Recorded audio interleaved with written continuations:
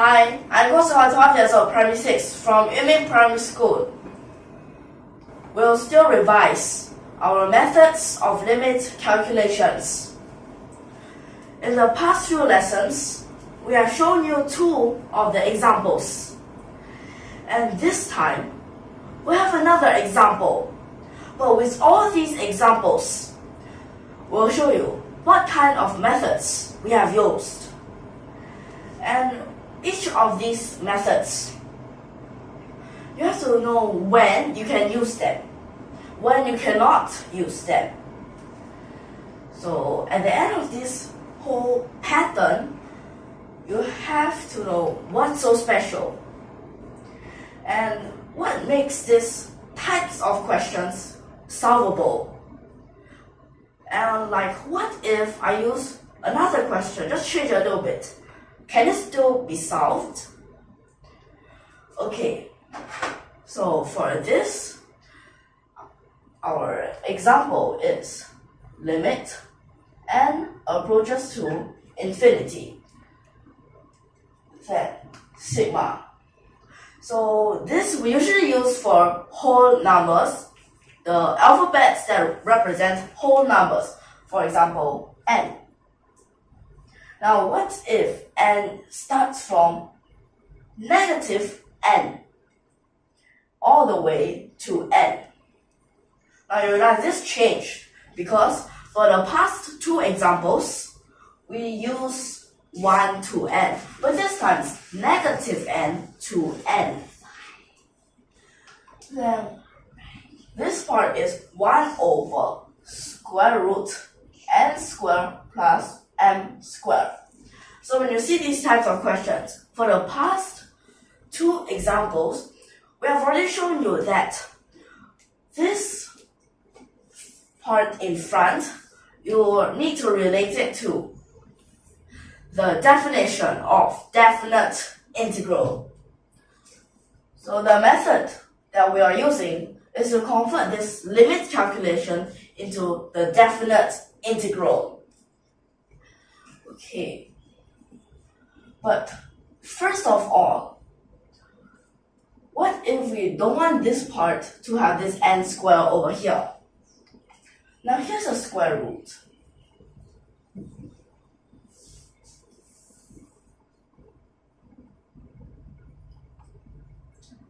So if you take out this n squared, then you have this 1 over n. Now, in these three examples, you'll realize at this part, there's like m squared over n squared. And this, actually, you can use substitution. And then you'll get like x squared or x to the power of something else. So, one thing that right now you can realize is, at this part, with this, you call it the variable, this variable over an n, you must be able to make it into, like, when you use substitution, change it into another of the variable. So you must be able to get the variable. Then this part at the back, it is an infinitesimal. So for infinitesimal, in this definite integral, for example, its boundary is for this a to b fx dx. So this 1 over n, like for the past few lessons we have said about it, 1 over n infinitesimal, change it into dx. Inside this part, just use it as the integrand, and the part in front is this integral. So right now, what you have is substitution. Now this part, I think you don't need it already. So we have to let, now inside here, m squared over n squared. You have to think about this. 1 over n. This is a dx. Wait, never mind. So this, you just use m over n equals x. Then delta x. So you just use, this is m. So this x m plus 1 minus xm. So it's actually this part that changed. But for no matter which number you use, just that its difference is 1, you'll get 1 over n. And then it gives us the note that this is definitely going to become dx. And then now you have to find the range for xm. Firstly, m. If it is a negative n, sub it in, becomes a negative 1. Then all the way until n. So sub it in, go all the way to 1. So this would be your boundary. So this is integrate from negative 1 all the way to 1. Then inside here, you have to sub it in. So it becomes 1 over square root 1 plus x squared. Then dx. So at this part, on first look, this is not a basic formula. So you have to use what kinds of methods you have learned before. First of all, when we look at this, you'll find it's an even function. Oh yes, that means it is symmetric about the y-axis. And if it is symmetric about y-axis, this range, you can have it. What do I mean?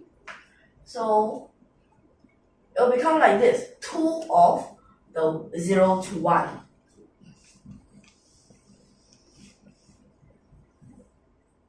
Like this. But when you look at this part at the denominator, you'll realize you can't straight away solve it. But 1 plus this square will actually remind you of another thing. Trigonometry. Well, yes, trigonometry, but what do we use? Let's recap. What if it is 1 minus? Well, that's sine and cosine. 1 plus. Then that will obviously be tangent or cotangent. What if minus 1? Then that's secant and cosecant. Right now it's 1 plus. So that means what we'll have to use is tangent and cotangent. But which one is simpler? Tangent or cotangent? Well, obviously tangent is more simpler. So we'll let it be a tangent.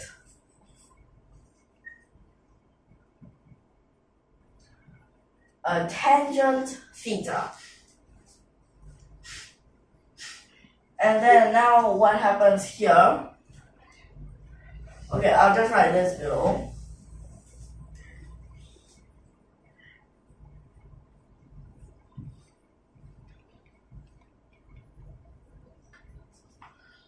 So you have to know what dx would become. So dx, for this differentiation, tangent theta, it would be a secant square theta, then of course d theta. But another thing you have to know, very important, for this definite integral, the boundary. So theta, what is its range? Now this theta, okay, we'll need to try to sub it in. 1, well maybe we first sub 0, okay? So 0, well this is still a 0. Then 1, you get pi over 4. So then for this part, 2 still at the front. Then 0 to 1 becomes 0 to pi over 4. Then 1 over. Now 1 plus tangent square theta is actually a secant square theta. Then here, secant square. So we'll change this into secant square theta. Then d theta. like this. Then you can simplify. Now, when you simplify this, denominator becomes secant theta. So it's a secant theta at last. Secant theta, it will be a 1 over cosine theta. Well, d theta, let's just write that here first. But 1 over cosine theta, we actually can't solve it. What to do next? Well, this part is 1 plus tangent square theta. Then this part, if there's a cosine, would you think of sine square theta plus cosine square theta equals 1, the trigonal identity? Well, yes, of course, you need to think about that. So, how to make that? Well, it might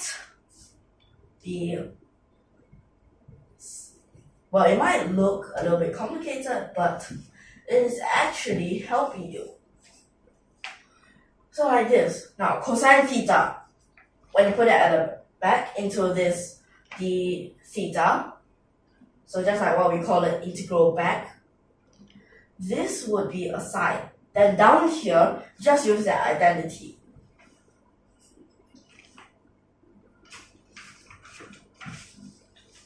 So,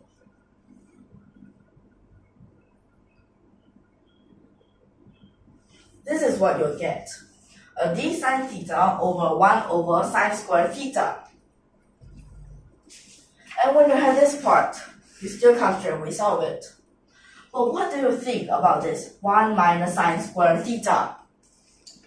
1 minus sine square theta, we can just take it as a square minus b square, because 1 square is still 1. So a square minus b square.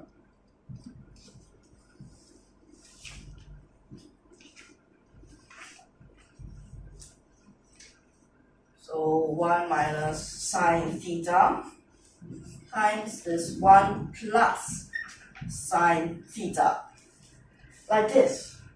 Then when you see it's times, you can use the partial fractions. But be careful, when you use these partial fractions, you have to think, plus or minus. Now, we don't want another sine theta to appear in the numerator or times at front, so we have to cancel them out when you common denominator the two fractions again. So that means most possibly you want to use plus. Now this is what I meant.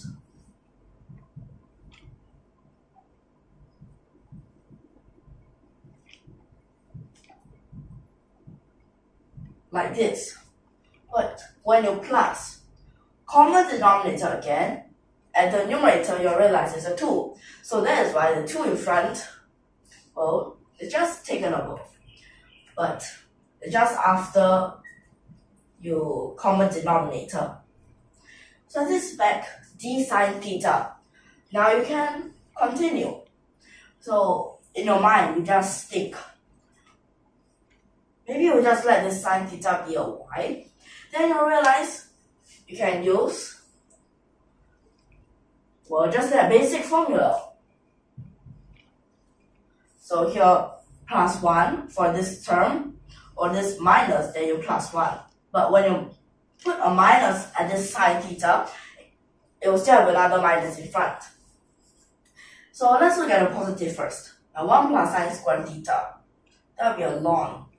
Ln 1 plus sine theta.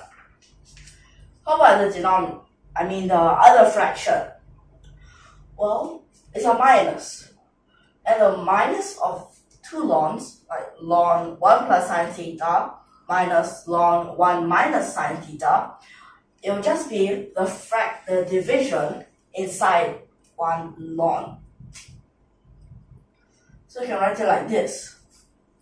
And then after that, you'll start from 0 to pi over 4. Well, actually, you don't need these brackets. But, okay, let's look. Pi over 4, something in. Now, sine pi over 4 is square root 2 over 2. Now, both of these are square root 2 over 2. So just times the 2 on both numerator and denominator. So it's 2 plus square root 2 over 2 minus square root 2. But what if we put 0 inside? Now 0. Sine 0 is a 0. So 1 plus 0 over 1 minus 0 is a 1. And ln 1 is 0. So for that part, we don't need to care because it's 0. So that means it's just this part. But now, there's a little bit of problem here. Usually we don't like to write a square root in the denominator. So we don't want this square root to be in the denominator. So we'll use the method of rationalization. So rationalization. A squared minus b squared. This is a minus b, so you have to times a plus b. And that is actually a 2 plus square root 2. Now with this, wait, you can actually think 4 minus 2, that's a 2. And then at the numerator, 4 plus 2, 6, plus, this part you have to be careful, it's a 2 times 2 times square root 2. So 2 times 2 times square root 2. 4 square root 2. Now you realize we can simplify them. Simple. It's a 3 plus 2 square root 2. Now this long 3 plus 2 square root 2, we won't continue anymore because this, we can take it as our final answer. Now, let's look at what kinds of methods we have used so that the next time when we see this type of question again, we'll know what kind of method we can use. So first of all, this substitution to change the limit and this sigma into a definite integral. Well, you can change it into a definite integral because this part, it means like when you draw, okay, I'll draw it here.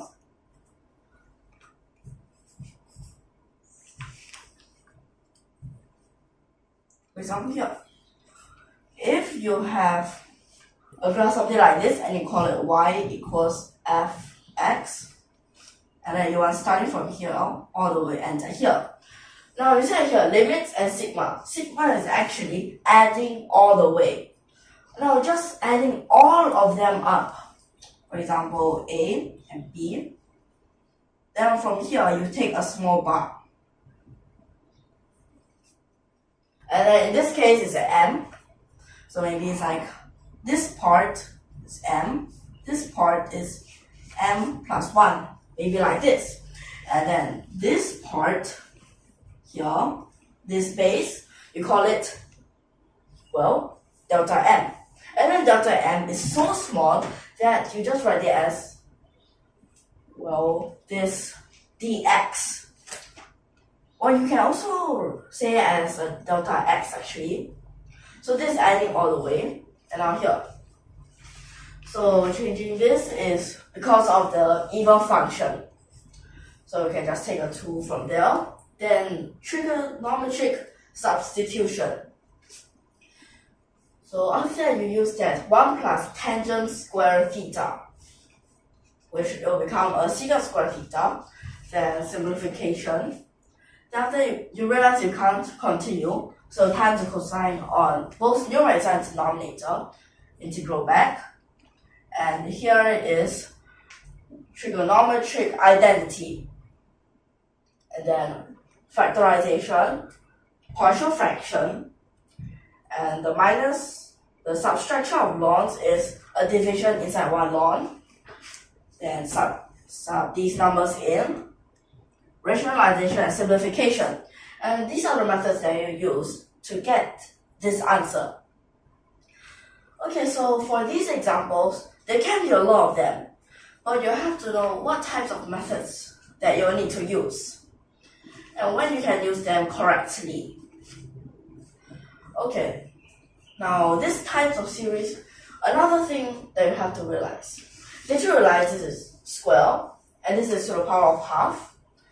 So it's actually just to the power of 1. In all these 3 examples, the difference between this highest power in the numerator, now this 1 is to the power of 0, and this highest power in this denominator, or you can just say it's just the power, the difference is always 1. In fact, it's the denominator that is higher than the numerator by 1.